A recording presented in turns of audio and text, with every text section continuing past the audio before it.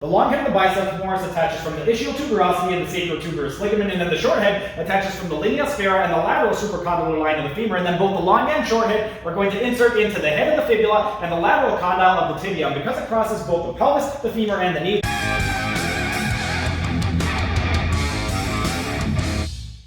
Hey everyone, Stephen here with TV Fork, and this week's YouTube shorts are dedicated to the biceps femoris muscle. The biceps femoris is one of the muscles in the hamstrings group, and as with all of the hamstring muscles, one of the main actions of the long head of the biceps femoris is going to be retroversion of the pelvis, or posteriorly tilting the pelvis, and that makes it a very important muscle, especially managing something like low back pain. If you recall from earlier videos, one of the reasons why most people develop low back pain is due to dysfunction in the lumbopelvifemoral complex, basically where the lumbar spine meets the pelvis meets the femur, and one of the most common postural faults is going to be excessive anteversion of the pelvis, or an anteriorly tilted pelvis.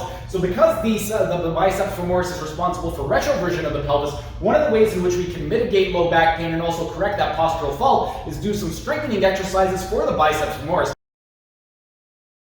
For the biceps femoris, there are only 4 bones that we need to be covering, and that is going to be the pelvis, the femur, the fibula, and the tibia. At the pelvis, at the most inferior aspect of the pelvis, we have the ischial tuberosity, and that's the only important bony landmark worth noting at the pelvis. Then, let's take a look at the femur. This right over here is the linea aspera, and then if we follow that and go laterally, we have the lateral supracondylar line of the femur, and that is to the outside of the thigh. And that's it in terms of the femur. Then, let's take a look at the fibula. The fibula is the smaller, more lateral bone of the lower leg. And at the top part, or the proximal portion of the fibula, right over here we have the head of the fibula. Then medial to that, we have the tibia. That's the big shin bone and the one closer to the midline. At the top portion, the medial aspect, we have the medial condyle of the tibia, and then the lateral aspect, we have the lateral condyle of the tibia. But those are the only important bony landmarks when discussing the biceps femoris.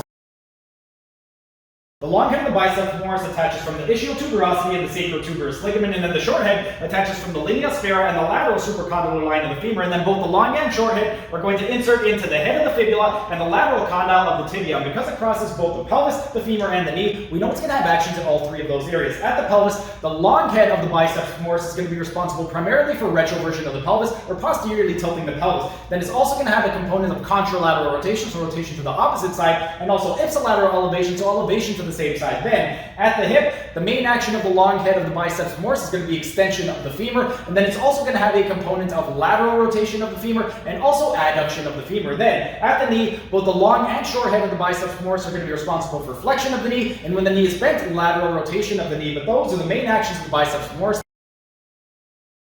The biceps femoris is innervated by the tibial branch of the sciatic nerve and the common fibular nerve, and more specifically your L5, S1, and S2 nerve roots. I'm just going to go ahead and remove the sacrum so you can see. Right here we have your L5, S1, and S2 nerve roots, and the reason that's going to be very important is because if we have any type of damage or compression to the nerves in those areas, then the nerves are not going to be able to send the proper signal to the biceps femoris to fire properly, and that can limit blood flow and oxygen in the area, which can lead to things like low back pain, hip pain, knee pain, ankle pain, and foot pain. So you would want to address it immediately, and one of the ways in which we could address it would be to do some ELDOA exercises for the nerves in those areas. The reason the ELDOAs are going to be so great is because the whole purpose of an ELDOA is to create space within a joint. So if we create some space, we can improve the function of the nerve, and then the nerve is going to be able to send the proper signal to the biceps femoris to fire properly, which can improve blood flow and oxygen in that area.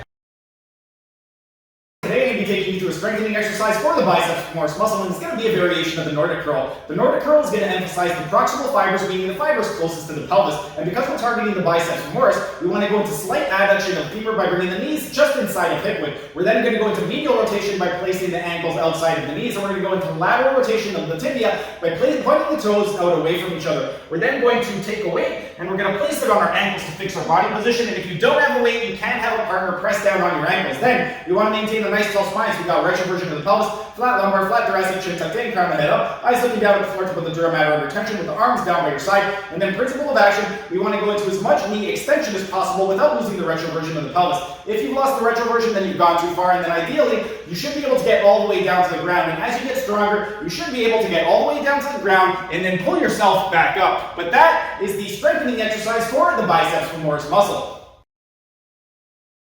Today I'm going to be taking you through myofascial stretching exercise for the biceps femoris muscle. For it, we're going to be in a seated position. Because we're targeting the biceps femoris, we want to go into slight adduction of the femur by bringing the heel inside of the hip. We're going to maintain maximum extension of the knee, dorsiflexion of ankle, inversion of ankle. And for this one, we want to go into medial rotation of the femur by pointing the toes in toward the inside. With the contralateral leg, we're going to go into flexion of the knee at 90 degrees. We're going to go into dorsiflexion and eversion of the ankle, drive the knee down toward the floor, and then to induce a ipsilateral rotation of the pelvis, we want to bring the ischial tuberosity forward. And then, from here, we want to go into anteversion of the pelvis by rolling forward onto the ischial tuberosities. We want to maintain a tall spine, so flat lumbar, flat thoracic, chin tucked in, crown and head up, eyes looking down at the floor to put the dura mater under tension with the arms, maximum extension of elbow and wrist, maximum external rotation, then hinge forward at the hips to get as much hip flexion as possible. And this is the myofascial stretching exercise for the biceps femoris muscle. For the L5S1 ELDOA, we're going to be in a supine position, meaning you're laying down on your back. You want to get your butt right up against the wall. You want your heels in line with the ischial tuberosities. If you don't know where that is, roughly the width of one fist width. So make a fist, and that's how far apart your heels should be. You want to go into maximum extension of the knee, dorsiflexion of ankles by pointing the toes toward the head, inversion of ankles by pointing the soles of the feet toward each other, the medial rotation of the femur by pointing the toes toward each other without letting them touch. We want to maintain retroversion of the pelvis, flat lumbar spine, flat thoracic, chin tucked in, crown and head away, eyes looking down between our thighs to put the dura mater under tension with the arms, maximum extension of elbow and wrist, maximum external rotation of the shoulders, and flex the shoulders to the level of the coronal plate, so biceps in line with the ear, and then everything is going to be going in opposite direction. We're gliding up with the heels, down with the sacrum, into the wall with the coccyx, away from the wall with the palms and the crown of the head. And this is the L5S1 ELDOA.